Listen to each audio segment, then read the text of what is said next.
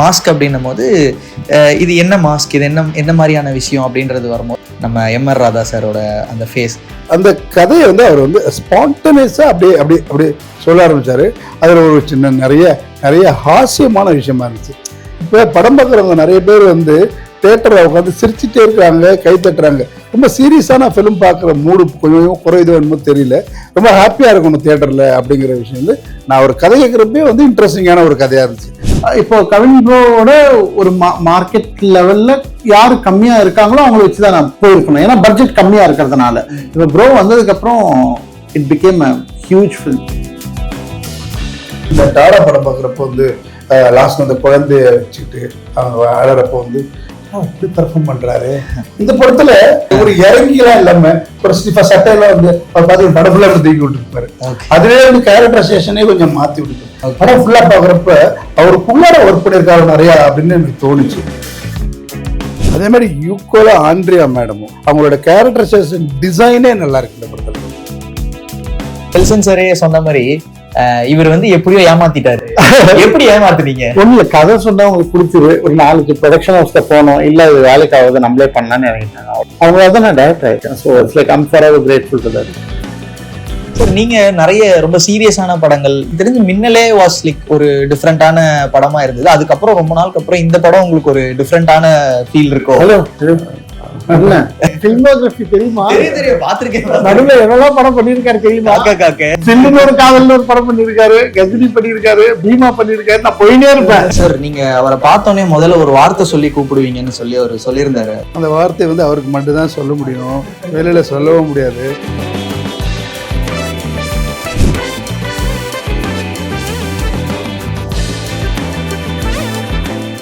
வணக்கம் சார். வணக்கம். ரொம்ப ஹாப்பியா இருக்கு உங்களை கரெக்டா இந்த டைம்ல சந்திக்கிறது. மாஸ்க் இன்னும் ஒரு 2 நாள்ல ரிலீஸ் ஆக காத்துக்கிட்டு இருக்கு. ட்ரெய்லர் பார்த்தோம், ரொம்பவே சூப்பரா இருந்துச்சு, ஒரு புது ட்ரையா இருந்துச்சு. ஃபர்ஸ்ட் நான் இப்படி இங்க இருக்கிறவங்களை வச்சே ஆரம்பிச்சிடலான்னு பார்த்தேன். சார் நீங்க அவரை பார்த்தோன்னே முதல்ல ஒரு வார்த்தை சொல்லி கூப்பிடுவீங்கன்னு சொல்லி அவர் சொல்லியிருந்தாரு. அந்த வார்த்தை வந்து அவருக்கு மட்டும்தான் சொல்ல முடியும், வெளியில சொல்லவும் முடியாது. அது என்ன வார்த்தைன்னா ரெடியா அப்படின்னு கேட்குற வார்த்தை தான். சார் ரெடி சார் அப்படின்னு சொல்றதுக்காக வார்த்தை தான் அது சொல்ல முடியாது. இருந்தாலும் என்னன்னா படம் ஆரம்பிக்கிறதுக்கு முன்னாடியோ சீன் ஆனதுக்கு முன்னாடியோ கெட் ரெடியா இருக்கிறதுக்கு வந்து ரொம்ப முக்கியம் இல்லை. அது வந்துட்டு அனாவசியமா டைம் வேஸ்ட் பண்ண வேண்டாம். நான் வந்துட்டு பிளான் பண்ணிட்டு 9 மணி கால் ஷீட்னா ஒரு 11 மணி எடுக்கிற டைம் வந்து அது வேஸ்ட் ஆகும்ல. அதனால வந்தோடனே கொஞ்சம் அலர்ட் பண்றதுக்காக சொல்ற வார்த்தை அது.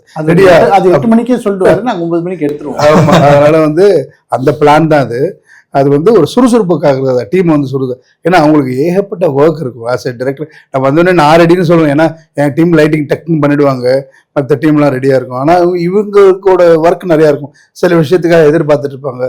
ஒரு புல்லட்லேருந்து வந்து இறங்குற மாதிரி சீன் இருக்கும், அது பைக்கு தான் இருக்கும், கேட்ட விஷயங்கள் வராமல் இருக்கும், வர்றதுக்கு லேட் ஆகும். அப்படி நிறைய ப்ராக்டிக்கல் ப்ராப்ளம்லாம் இருக்கும். அதெல்லாம் இன்னும் கொஞ்சம் ஸ்பீட் பண்ணுறதுக்காக அப்படியே ஆரம்பிச்சு விடுறது. ஆனால் அது வந்து வந்தோடனே இப்படி அலர்ட் ஆகி சுறுசுறுப்பாகி அந்த சீனை வந்து ஒர்க் அவுட் பண்ணுறதுக்காக விக்ரமன் போராடுவார். ஓகே. அண்ட் யூஸ்வலா வந்து சொல்லுவாங்க ஒரு படத்துல வந்து ஹீரோ ஹீரோயினோட அந்த கெமிஸ்ட்ரியை விட ஆன் ஸ்டேஜ்ல அங்க வந்து பாத்தீங்கன்னா டைரக்டருக்கும் ஒரு சினிமாட்டோகிராஃபருக்குமான அந்த கெமிஸ்ட்ரி தான் வந்து படத்தையே தூக்கி நிறுத்தும் அப்படின்னு நிறைய பேர் சொல்லி கேட்டிருக்கோம். ஸோ சார் நிறைய படங்கள் ஒர்க் பண்ணியிருக்காரு, இஸ் எ லெஜெண்ட் ஆல்ரெடி. அவர் உங்களுக்கு கிடைச்சது எவ்வளவு பெரிய ஒரு பிளஸ்ஸா நினைக்கிறீங்க? நான் தான் சொல்றேன், எனக்கு குரு மாதிரி தான். எனக்கு என் கதையை அவங்க தான் சொல்லணும். அதுவும் நான் ஃபர்ஸ்ட் டைம் ஃபில்ம் மேக்கர் இல்லையா. So it is going to be a lot of difficult, there will be a lot of difficulty. and sir இருக்கிறது வந்து அப்படியே எனக்கு அவரோட கஷ்டத்தை தாண்டி என்னோட பிரச்சனைலாம் அவர் எடுத்துக்கிட்டு அவர் ஹேண்டில் பண்ணி கொடுத்தாரு. he took care of me. okay. so because he believed in the script and also I'm a part of his family now. It's all because of that. ஆமா. okay.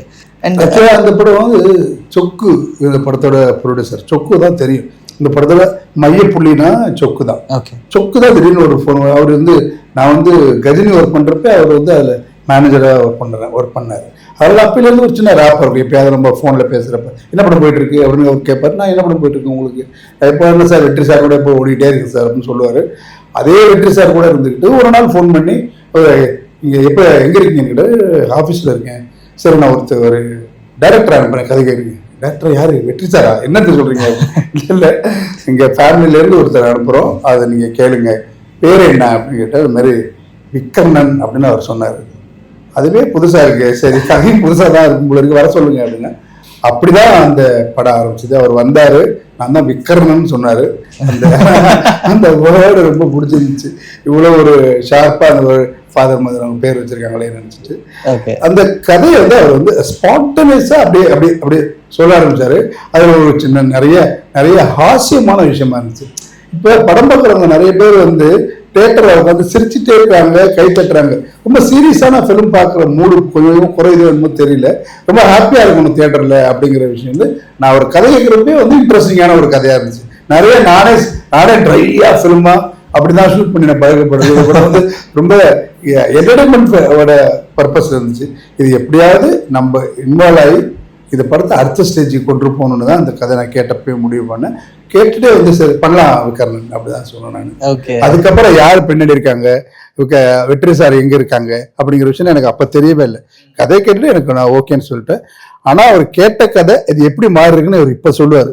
அதான் நாங்களும் ஆடியோ லான்ச்ல கேட்டோம். ஃபர்ஸ்ட் சொன்னது வந்து ஒரு ரா வெர்ஷனா Nelson சாரே சொல்லியிருந்தாரு, பயங்கர கிரே இருந்துச்சு இதுக்குள்ள.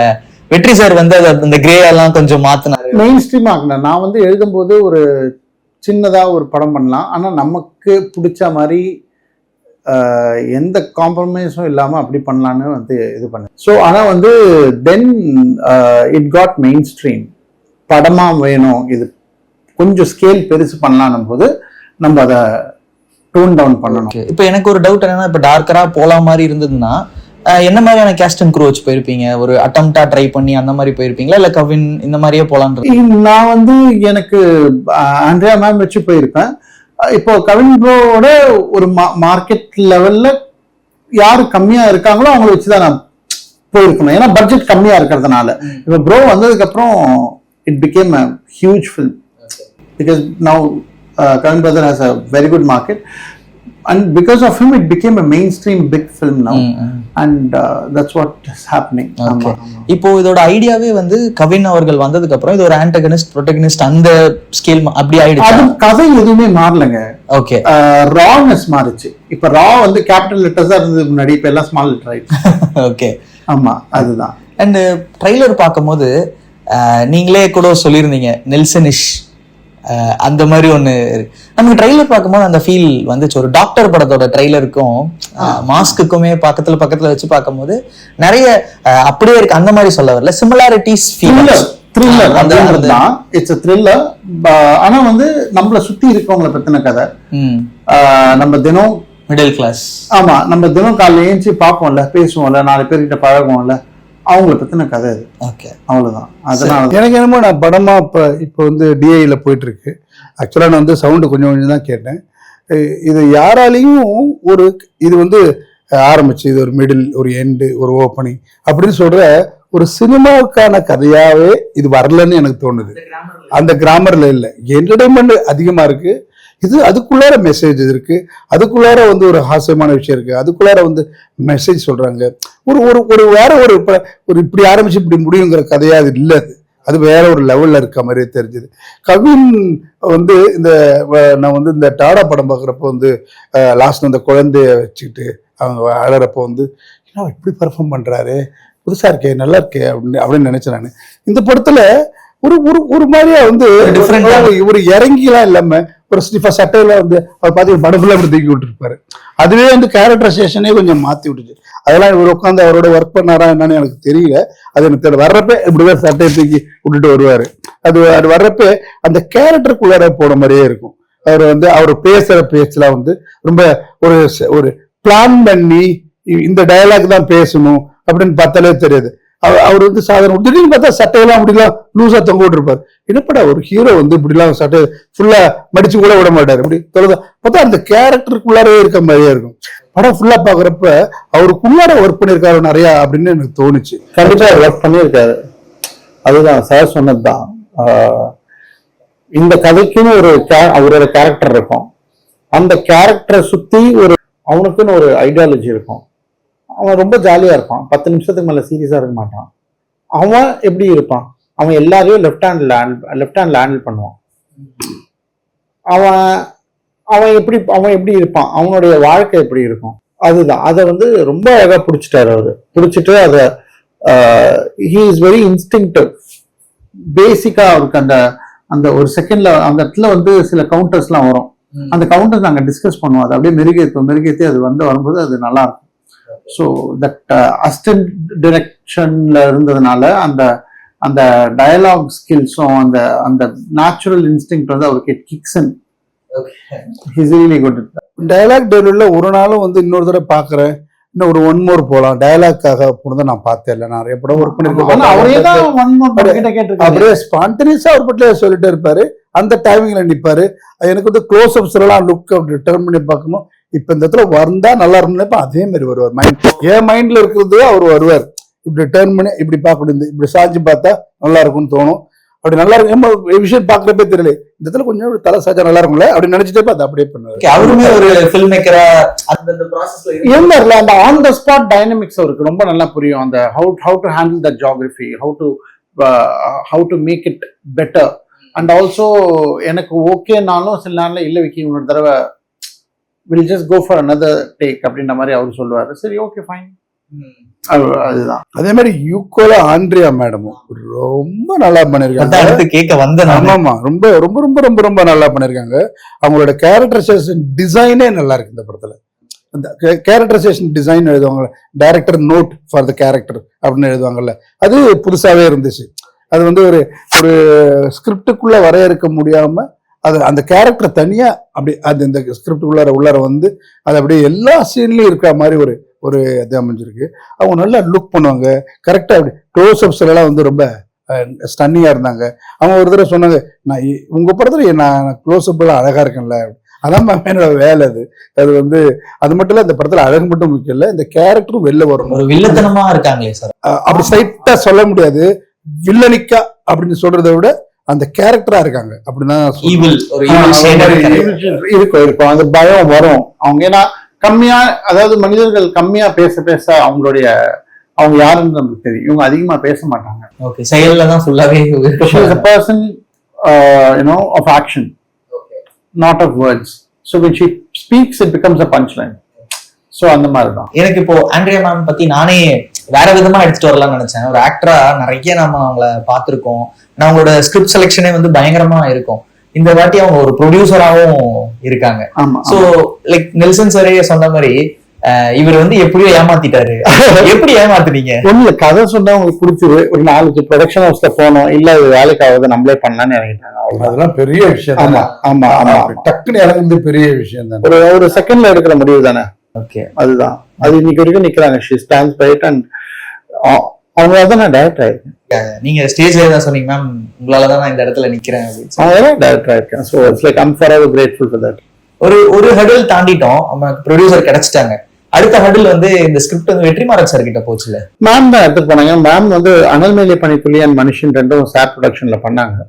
அப்போ மேம் வந்து இதை படிங்க, இது என்ன நினைக்கிறீங்க. சார் படிச்சாரு, சாருக்கும் பிடிச்சது. இமீடியட்டா நான் மீட் பண்ணாரு. நான் தான் சார் கிட்ட கேட்டேன், சார் உங்க ஸ்கிரிப்ட படிச்சுட்டு நல்லா இருக்குன்னு கூப்பிட்டீங்களா? ஏன்னா அது கண்டிப்பா நல்லாதான் இருக்கும். பக்கத்துல எந்த புக் எடுத்து படிச்சீங்க, எந்ததான் படிச்சீங்களா அப்படின்னு சிரிச்சாரு. அதுதான் இந்த இந்த இந்த இந்த இந்த ஹாஸ்யமான விஷயம் இருக்குல்ல, அதுதான் ஸ்கிரிப்ட்ல அங்கங்க துவியிருக்காரு. அதான் எனக்கு ரொம்ப பிடிச்சதுன்னு வச்சுக்கோங்களேன்.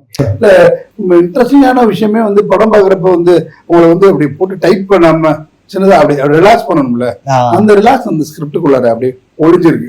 அது எங்கேயும் போல. ஆக்சுவலா சார் நீங்க நிறைய ரொம்ப சீரியஸான படங்கள் நிறைய அந்த மாதிரி ஸ்டார்ட் பண்ணி, இப்போ எனக்கு தெரிஞ்சு மின்னலே வாஸ் லைக் ஒரு டிஃப்ரெண்டான படமா இருந்தது. அதுக்கப்புறம் ரொம்ப நாளுக்கு அப்புறம் இந்த படம் உங்களுக்கு ஒரு டிஃப்ரெண்டான ஃபீல் இருக்கும். தெரியுமா? பாத்திருக்கேன். எவ்வளவு படம் பண்ணிருக்காரு தெரியுமா?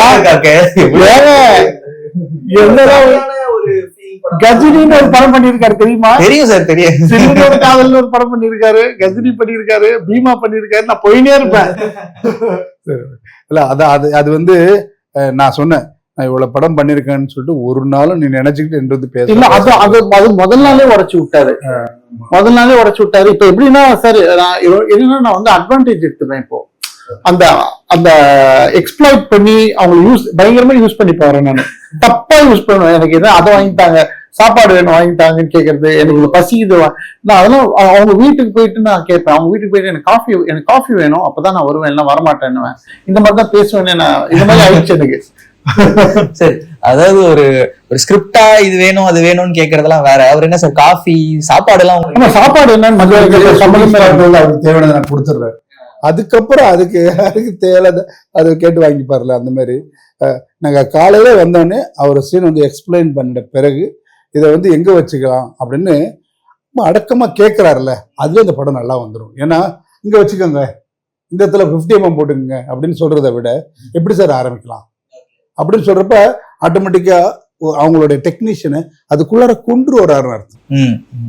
இப்போ நீங்க வந்து நீங்க இந்த இடத்துல வச்சுக்கோமா, கொஞ்சோண்டு ஹைட் எடுத்துக்கோ, அப்புறம் கொஞ்சம் டில் டவுன் பண்ணி வச்சுக்க, அவர் ஆர்டிஸ்ட் வந்து இப்படி பார்ப்பாரு, அவ்வளவுதான் ஷார்ட் அப்படின்னு சொன்னா, சரி வைடா ஹைட் எடுத்து வை, டில் டவுன் பண்ணிக்கோ, அவர் வந்து பாப்பாரம்மா அப்படின்னு சொல்றதை விட இது என்ன சார் பண்ணலாம், அவர் மேலே பார்க்கறதுனால ஒரு டாப்பாங்கல் மூடில் போகலாமா, ஃபைன், எவ்வளோ இந்த லைட்டில் இந்த லெவலில் இருக்கலாமா, இன்னும் கூட ஹைட்டில் இருக்கலாம் சார். அப்போ ஒரு டிஸ்கஷன், அப்புறம் ஒரு மூடு. அப்போ வந்து சார் கொஞ்சம் ரொம்ப பிரைட்டாக வேணும் சார், டார்க்காக இருக்கலாம் சார், இந்த லுக்கே வந்து ஒரு டார்க்காக. அப்போ வந்து ஒர்க் பண்ணுறதுக்கு இன்ட்ரெஸ்டாக இருக்கும், இன்வால்வாக இருக்கும். அந்த விஷயத்தெல்லாம் விக்ரம் வந்து அவர் தான் எனக்கு கொடுக்குற இடம், அந்த ஸ்பேஸ் அவர் தான் கொடுத்தாரு. அந்த ஸ்பேஸை கொடுத்துட்டு டிஸ்கஸ் பண்ண அந்த அந்த இடத்த கொடுத்து அந்த அந்த அந்த கிரியேட் பண்ணி கொடுக்கறது இருக்கு இல்லையா, அது ரொம்ப முக்கியம் இல்லையா. பர்சன் லைக் சார் மாதிரி ஒரு இடத்துல இருந்துகிட்டு அது வந்து ஃபர்ஸ்ட் டைம் ஃபில்ம், அதான் நான் வந்து ஸ்டேஜ்ல சொன்னது தான். ஆர்டி சார் வந்து ஃபர்ஸ்ட் டைம் ஃபில்ம் மேக்கர்ஸோட டிலைட். ஓகே, ஜஸ்ட் போய் மீட் பண்ணிடணும், ஒரே வார்த்தையில சரண்டர் ஆயிடணும். சரண்டர் ஆயிட்டா the best part about surrendering to a man like R.D. sir is he will not let you surrender. அதனால இல்ல, ஒரு ஃபர்ஸ்ட் நாள் மட்டும் தான் சரண்டர் மாதிரி தெரியும், அதுக்கப்புறம் அவங்கதான் அதுக்கப்புறம் நம்ம சரண்டர்ங்கிறத விட நான் என்ன சொல்றேன்னா, நீங்க சரண்டர் ஆகணும், நானும் உங்கள்கிட்ட சரண்டர். இந்த படத்துக்காக என்ன வேணும்னு சொல்லுங்க, என்னாலும் ட்ரை பண்றேன். அது வந்து ஸ்டிஃபா படமே பண்ணக்கூடாது.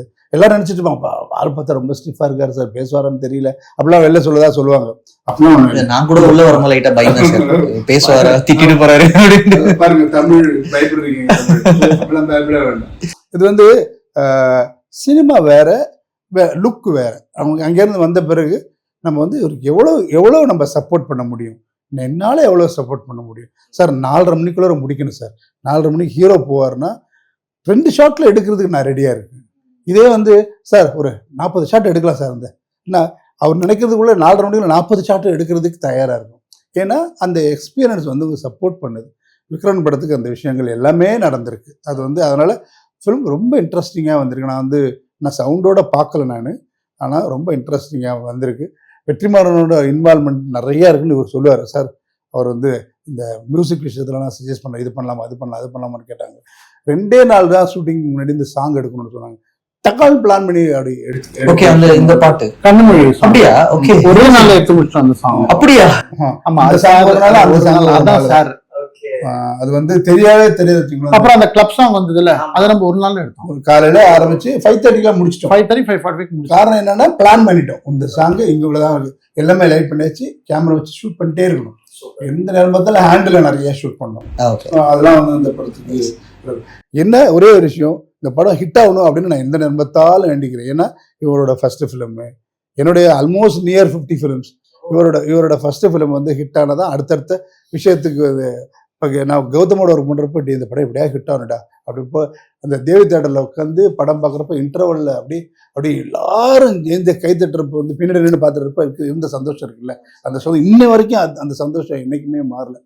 அது ரொம்ப ஹாப்பினஸ் இல்லை. ஃபர்ஸ்ட் ஃபிலிம் டைரக்டருக்கு அந்த படம் ஹிட் ஆச்சுன்னா எப்படி இருக்கும், அடுத்தடுத்து அவங்கள எப்படி கூப்பிடுவாங்க, எத்தனை பேர் வருவாங்க, அப்படி தான் சொன்னேன் நான். இப்போ ஒரு நாள் வந்து அந்த ட்ரைலர் ரிலீஸ் பண்ணப்ப பார்த்தா அந்த ஹார்ட் தடக்கு தடக்கு தடக்கு தடக்கு அந்த இதில் கூட சொன்னேன் நான், வந்துகிட்டே இருந்துச்சு இந்த படம் ஹிட்டுடா. ஏன்னா சில ட்ரைலர் வரும் திரும்பியே பார்க்க மாட்டானே எவனும், ட்ரைலர் ரிலீஸ் ஆன ஃபீலே இருக்காது. அப்போ தெரிஞ்சுக்கும் இந்த படம் வந்து ட்ரெண்டிங் நம்பர் 1ல இருக்கு ட்ரைலர். ஆமா, அப்போ தெரிஞ்சுக்கலாம் இந்த படம் ஒர்க் ஆகுது, இந்த படம் பாசிட்டிவா தெரியுது. கண்டிப்பா மாஸ்க் அப்படின்னு வைக்கும் போது படத்துக்குள்ள இருக்கிற சில விஷயங்கள் பத்தி பேசணும்னு நினைக்கிறேன். மாஸ்க் அப்படின்னும் போது இது என்ன மாஸ்க், இது என்ன மாதிரியான விஷயம் அப்படின்றது வரும்போது அந்த ஒரு மாஸ்க் ஒன்று காட்டுறீங்க, நம்ம எம்.ஆர். ராதா சாரோட அந்த ஃபேஸ். ஏன் பர்டிகுலரா அதை சூஸ் பண்ணீங்க? ஏன்னா நமக்கு முன்னாடி நிறைய படங்கள்ல வந்து வித்தியாசமான மாஸ்க்லாம் இருக்கும், இந்த ஜோக்கர் மாஸ்க்லாம் காட்டுவாங்க, ஒரு வேறலாம். பர்டிகுலர்லி ஏன் இப்படி? அதான் நான் உங்ககிட்ட முன்னாடி ஒரு விஷயம் சொன்னேன் இல்லையா, நம்மளை சுத்தி இருக்க ஆளுங்க பத்தின கதை, நம்மளுக்கு பக்கத்துல இருக்க ஆளுங்க பத்தின கதை.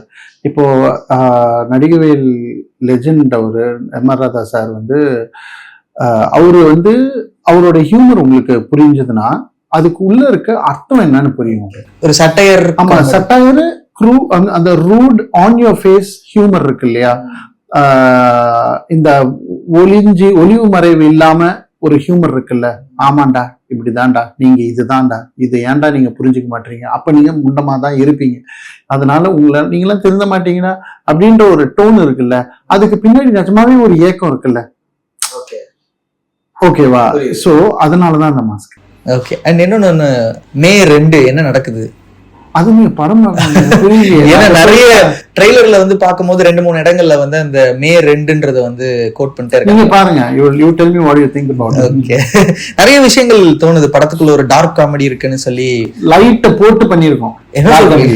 காமெடி வந்து டார்க் எல்லாம் கிடையாது, லைட்ட போட்டு எல்லாரும் சிரிக்கிற மாதிரி பண்ணி. டார்க் காமெடினா அது அது அது கிடையாது. இல்ல, ஆக்சுவலா டார்க் காமெடியோட எழுத்துல வருதா டார்க் காமெடினா சார் இப்போ பேசிக்கலா வந்து சீரியஸான சிச்சுவேஷன்ல வந்து ஒரு விஷயம் நடக்கும் இல்லையா சார். இப்ப பேசிக்கலா வந்து பஞ்சதந்திரம் எடுத்துக்கலாம். இது மைக்கேல் மருத காமராஜன்ல வந்து நம்ம நாகேஷ் சார் பண்ணுவார் தெரியுமா?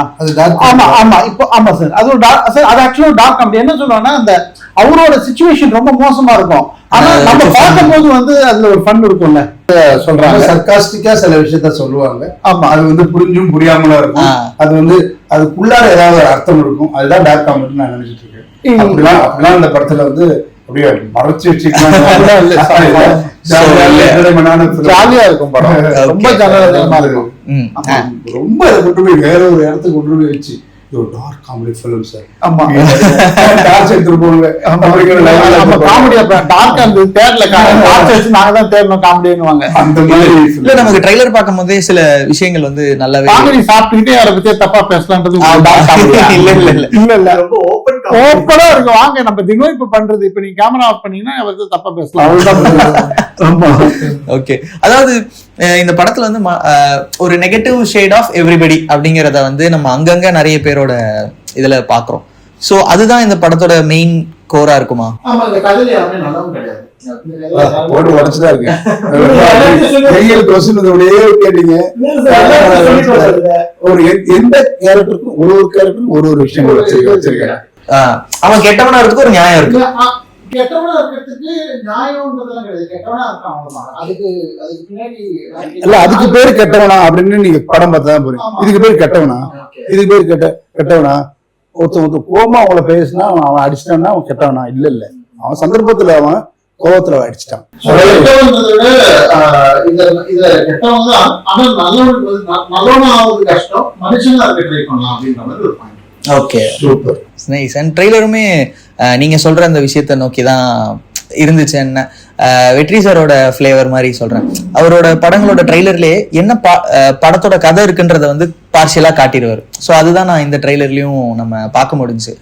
அண்ட் ஓவராலா வந்து படம் வந்து நிறைய விஷயங்கள் வந்து பார்க்க முடியுது. உள்ள ஒரு பொலிட்டிக்கல் ஆங்கிள் ஒன்று இருக்கு. ஏன்னா திடீர்னு வந்து ஒரு ஒயிட் அண்ட் ஒயிட் போயிட்டு கவினுக்கு மாலை போடுற மாதிரி எல்லாம் பாலிடிக்ஸ் இல்ல. பாலிடிக்ஸ்னா not just white and white போட்டுட்டு இல்ல, நம்மளுடைய சித்தாந்தமும் ஒரு அரசியல் இருக்கிற ஒரு ஆள் மாதிரி அதுல காட்டுறீங்க. அண்ட் நெக்ஸ்ட் வந்து நிறைய டைலாக்ஸ் வந்து நியர் டு இன்னைக்கு பாலிடிக்ஸை வந்து கிட்டத்தட்ட பேசிட்டு போகுது. ஒரு மிடில் கிளாஸ் பாலிடிக்ஸோ இல்லைன்னா. சோ ஃபைனலி இன்னும் கொஞ்ச நாள்ல படம் ரிலீஸ் ஆக போகுது. சோ எப்படி இருக்கு? எல்லாருக்குமே இது ஒரு ஃப்ரைடே, ஒரு குட் ஃப்ரைடேவா அமையும். The most important day of my life. Yes. It's just another day for the rest of the world.